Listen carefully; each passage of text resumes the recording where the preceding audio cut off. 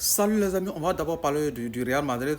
Voilà, on sait très bien qu'au Real, actuellement, il y a deux joueurs, ces deux joueurs que j'ai mis là, Rodrigo Goes, Dani Ceballos. Les amis, selon vous, je vais vous poser une question, on dit répondez. Vous voulez que Rodrigo parte? Vous voulez aussi que Ceballos parte? Je vous laisse répondre, hein. En tout cas, moi, de la manière dont je vois les choses là, parce que le Real n'a pas recruté, d'abord parlant de Ceballos, le Real n'a pas recruté autre milieu. Actuellement, c'est compliqué. Ceballos, c'est celui-là qui, bon, comme on l'a dit, qui se rapproche plus de Toni Kroos.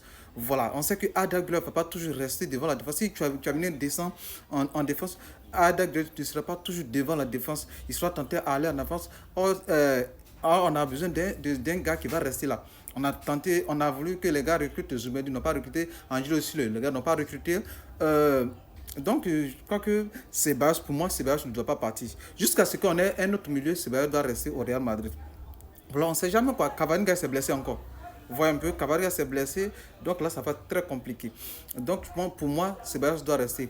Rodrigo aussi, c'est compliqué. Lorsqu'on voit le système de jeu de Xavi Alonso, ça va être très difficile pour lui d'être titulaire.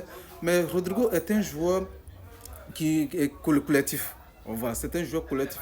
Il est moins individuel que les deux autres, à savoir Vinicius et Mbappé. Donc, je ne sais pas, mais pour le moment, j'ai envie qu'il reste. Je veux qu'il reste pour une saison de plus. On va voir comment ça va donner. Si ça ne marche pas, ben, il peut partir en janvier, peut-être. Mais moi, je veux qu'il reste au Real Madrid.